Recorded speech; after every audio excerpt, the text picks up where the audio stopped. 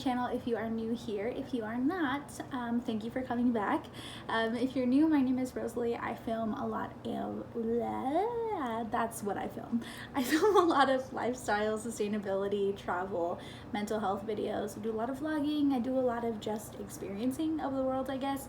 This is my virtual diary where I basically share all of my thoughts, feelings, and experiences with you, which is kind of scary when I say it out loud, but I think vulnerability is the most beautiful trait a person can have, so that is what we exercise on this channel. Anyways, I'm sorry for the quality of this video up front. My Canon is charging right now because I've actually been vlogging all day, so that needs a break. But I really just felt like talking to you guys, so I wasn't gonna let that stop me. I'm currently on my iPhone in my bedroom wanting to just have a one-on-one with you because this is a topic that I have wanted to cover for a few months now, specifically because it is something that I myself have struggled with, and the more that I get into it, the more I realize that other people struggle with it too. It's a very negative, very negative mindset that I think that we all fall into, and I think it's all encouraged by other people and by outside forces. So if you want some honest advice about feeling like you're too late to the game and feeling out of your league, imposter syndrome, feeling unmotivated, just kind of feeling like a needle in a haystack, keep watching this video. Okay, so the most common area where I see this mindset that it's too late to start, or what's the point, or it's oversaturated, or there's no way that I can succeed, is YouTube. I think a lot of people, especially now with us being in quarantine, are utilizing this time to finally start their channels that they've wanted to start for a very long time. And I think starting a YouTube channel that's so public and so vulnerable and so invasive into your privacy is so scary. I mean, I think, you know, you'd be crazy to not be afraid. It's wonderful if you're not afraid, but I think it takes a lot of courage to do, specifically because we're all finding ourselves, right? And it's really scary in a generation of cancel culture and, you know, judging and internet bullies and things of that sort to feel really scared to, you know, be one person 1 year and then grow into a different person in 3 years, because there's always going to be somebody watching you and keeping track of who you were and who you are and how these two things don't make sense together. But the thing is that we're also multi-dimensional. So anyways, my point in saying this is that me, obviously being a YouTuber, having a YouTube channel, I do a lot of research about how to grow, what I can be doing, the best strategies, you know, what's going to work for me, things of that sort. And I'm finding more recently now than a year ago, there's this really big stigma on the internet when you Google, or when you go on Quora, or what is that other one, Reddit, like when you're just Googling on forums and you're trying to figure this stuff out and you're so new to everything and you're trying to find out, you know, what exactly you're supposed to do, where you start. There's this idea that there's no point in starting, that there's already so much out there. You're crazy if you think that you're going to be successful. You're crazy if you think that anybody's going to see your content or that you're going to make a difference. And I'm here to tell you that that's absolutely not true.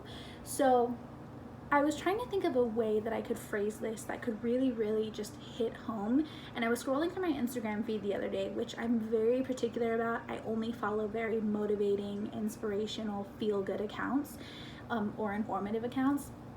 And I was scrolling through and I saw a post by Natalie Barbu from her agency account, so it's like Barbu Agency. I'll put the name right here. It's a really good follow if you want tips on how to do brand strategizing and YouTube growth and things of that sort. But anyways, so in her post, she addresses this and she says that nobody in the music industry ever says, you know, there's a billion songs out already, like why am I gonna make music? You know, no artist ever says there's a billion art pieces out, there's hundreds of thousands of museums around the world, I'm just not gonna paint, like it's not gonna contribute to anything, kind of just along those lines. And I think that's the perfect way to look at it, honestly. There will always be a demand for more content. There will always be a demand for help, for entertainment, for just positive influence. And I think that, you know, everybody has something different to offer. I think that we all you know, say out loud that there's room for everyone, but I think that only some of us practice that, and it's totally natural to be afraid that there's enough for everyone. You know, we all want to win, we all want to succeed, and it's only natural for us to have a sort of competitiveness inside of us. But I think that once you get to a point where you realize just how huge the internet is and just the world is in general, and you really figure out that, you know, somebody can watch XYZ but also watch A, you know, like you don't have to stick to one thing all the time. There's room for everybody, and that's in any field, that's in any dream that you have, that's in anything that you ever want to do. I know that right now it's such a big topic talking about college, and I think college is just a completely other thing, a whole other beast in general, but that in itself too, you know, you're completely allowed to have these huge dreams. And I know that it's scary because it's so competitive, and college itself is just so insane, but like there really is room for everybody, and you really will end up where you're supposed to be. A little bit of background: I work in a hospital, and one of the doctors that I work alongside is currently applying for residencies in other states and other countries and other programs, things of that sort. And I was recently talking to her, and you know, me being, you know, 20 years old and still really early on in my path and chasing my dreams, I get really nervous approaching them. You know, like they're awesome human beings, they're so normal, they're so cool, but I still admire all of the discipline and knowledge that they have, because those are the two qualities that I really, really aspire to have a lot of. And so it's intimidating for me to talk to them still, even to this day after knowing them for so long.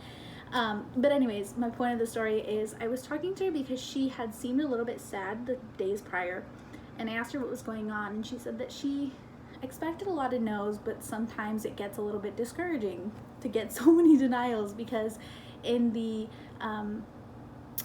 category of medicine that we're in, residencies and just programs in general are so competitive. So it's bound to happen. You're going to get a lot of rejection. And I remember looking at her and telling her, like, sometimes you don't get what you want because you deserve something better. And you may have heard that before, or it may be brand new and smack you right in the face, but it really is something that you can apply to everything in your life. So if you're dealing with any kind of discouragement or denial or self-doubt, just tell yourself that sometimes you don't get what you want because you deserve something better. Girls, if somebody broke your heart, if you don't get into a program, if you can't understand why these people don't want you in your friend group, if you can't understand why you're not this size or why you're not all of these things, it's because you deserve something better, okay? Let's make peace with that, and let's move forward, and let's make lemonade with the lemons that life is giving us. You're allowed to mourn, and you're allowed to be upset, and you're allowed to be sad. All of these things are valid, but it's power, and ultimately it's going to fuel you. You need to understand that, because what you give power to has power over you, so you need to be the power. Anyways, so moving forward, it's a well-known fact that a lot of us feel this pressure to have so much established at such a young age, and I think that that's because of our surroundings.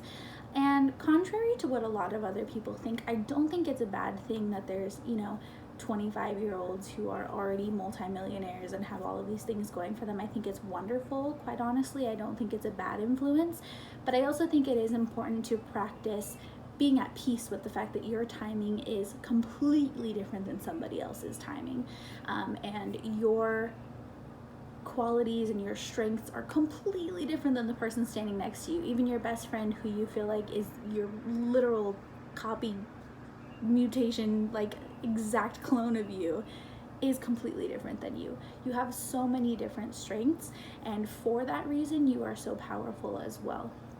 I think, you know, it's always said, like, don't let these people who are so young and already so successful, or so young and already have all of these great things, make you feel like you have to be there already. No, instead it should show you that you can be there already. And then that brings me to the next thing. What exactly is success?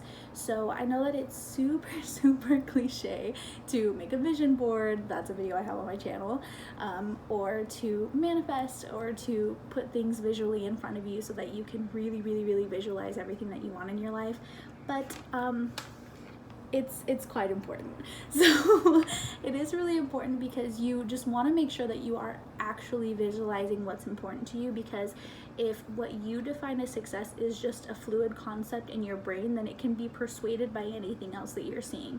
So for example, for me, success would be a healthy home, financial stability, peace within myself, and perpetual healing. That would be my definition of success.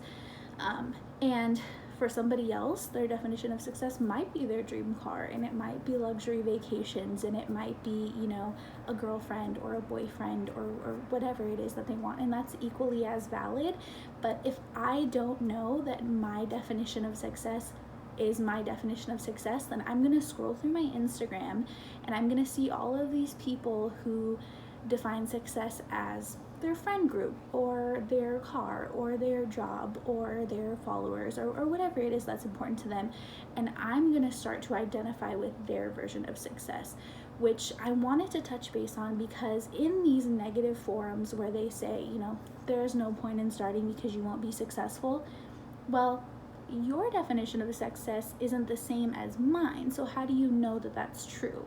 Because for me, even being a small YouTuber and even, you know, still working my way up and not having a lot of people really know who I am yet, it's incredibly empowering to me that even a few people watch my videos, that even a few people, you know, message me and say, like, this is so cool that you're doing this, like, you're inspiring me to do this, keep going, this is so creative, how do you do this? That is so cool to me, and specifically because my brand is so me, like, talking about sustainability and volunteer work and travel and kindness and mental health. All of these things are so important that I be so open about, because I know the impact that they can have to other people.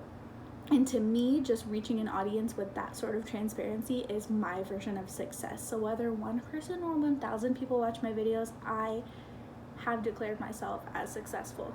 So that would be a really big tip that I have, is to define your definition of success.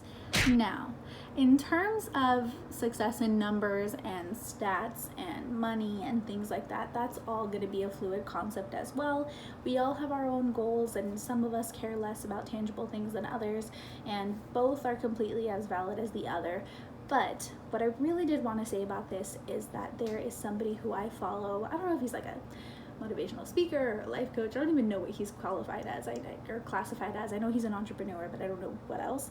His name is Gary Vee. If you haven't heard of him before, please look him up. I will put his @ right here. It will change your life.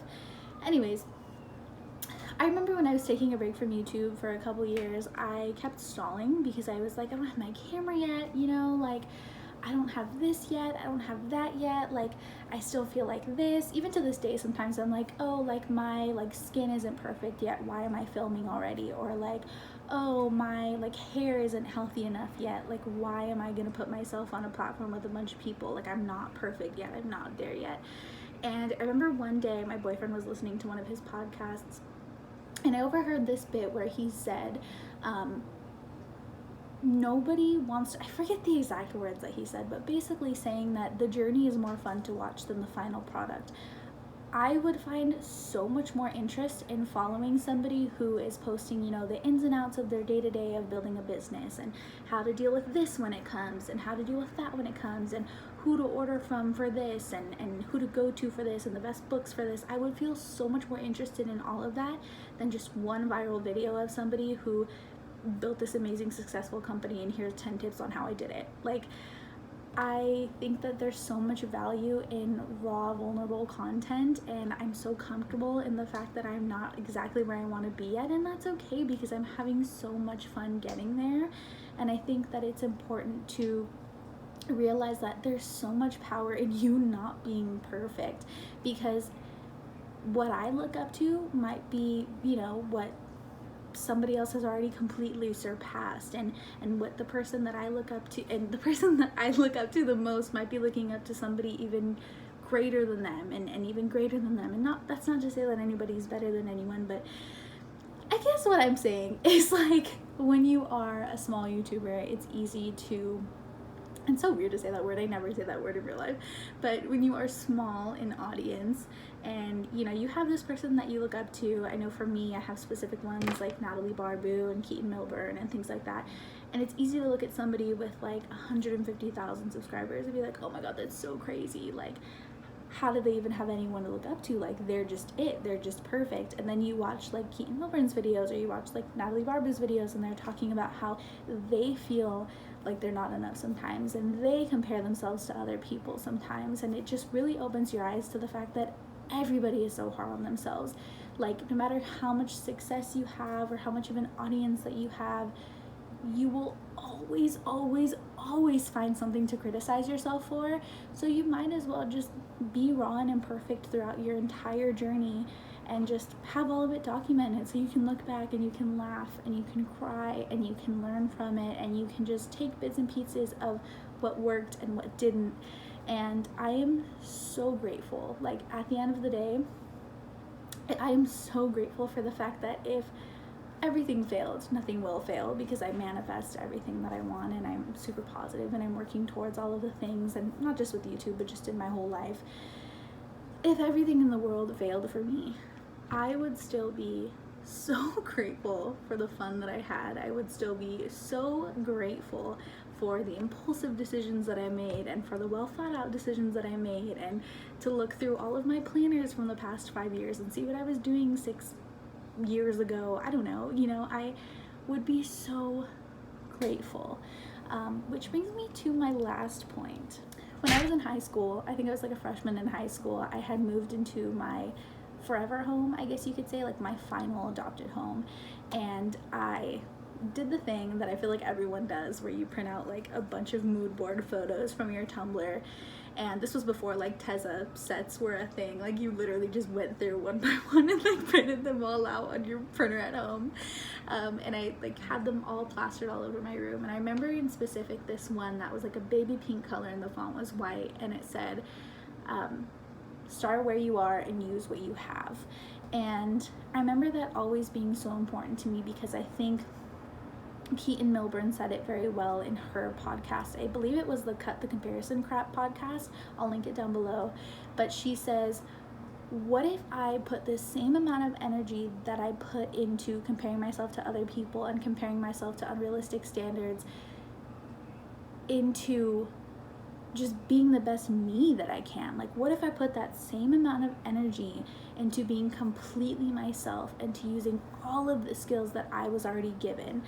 And I think that that's so powerful, because I think that sometimes we're so focused on, you know, what other people have and what we're lacking and what we want to have and what we're working towards, that we're completely overlooking all of the amazing qualities that we already have and all of the things that we already like about ourselves.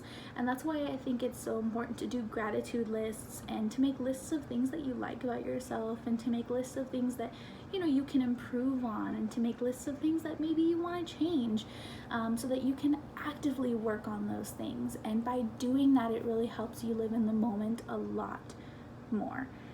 So I guess what I'm saying in this video, to summarize everything, is that you're completely valid. I feel like that's applicable to every single time I talk to you guys, but you're completely valid in, you know, your bitterness of not being somewhere, or your sadness of losing something, or your, you know, disappointment in expectations that you feel like you haven't reached in a specific amount of time. And you're allowed to be upset that, you know, you're at this point in your life while this person is at this point in their life. But you should take those feelings and you should turn them into power, and realize how you can apply that power to the powers that you already have, so that you can come up with your own form of success. So if you guys ever feel like you're completely alone in this, and you ever feel like stuff is just hopeless, it's not, and you're not crazy, and you're not the only person who feels that way. There's a bunch of resources that you can look into. There's a bunch of books, a bunch of hotlines, a bunch of Instagrams, a bunch of forums. Like, that's the most beautiful thing about this generation, is that we are so progressive and so helpful and so resourceful, and there's a billion places to turn just to learn about one single thing.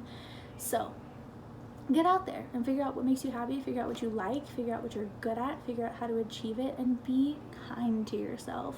And realize that, yeah, there's a million people in the world, but every single person is equally as amazing, and you deserve your opportunity just as much as the person next to you. And you should have an empty table so that you can invite everyone. I remember when I was first dealing with my, well, not first, but I remember when I was at like the peak of my depression and anxiety in high school, my sister once said to me, you know, the issue is that you go so long, you know, being okay, and then one day it all just kind of hits you like a ton of bricks because you were repressing so many emotions. But you would have so much more power if you just invited those things to the table, because then it's like you're expecting them to be there. You're prepared for when they get there. You have strategies to deal with them when they surprise you, because they don't surprise you. So know your power, know your worth, have a table full of open seats so that everybody can join you, because there is room for everybody. So with that being said, on that cheesy note, I'm gonna end off this video. Thank you if you watched the whole thing. If you ever need any personal advice, or you ever want somebody to talk to, I know I'm just a stranger, but you can always reach out to me. I always have hotlines in my description box for suicide prevention lines and domestic violence hotlines and things of that sort. They're literally always in there. So utilize those, please, if you ever need them. And if you don't feel comfortable talking to me who's a stranger, I understand, but please talk to somebody, or write about it, or go drive somewhere and talk to yourself about it in your car. Honestly, I do that too. We're all human, and we should all be gentle with ourselves. And from me to you, you should be proud of yourself no matter where you are. So start where you are and use what you can. Bye guys.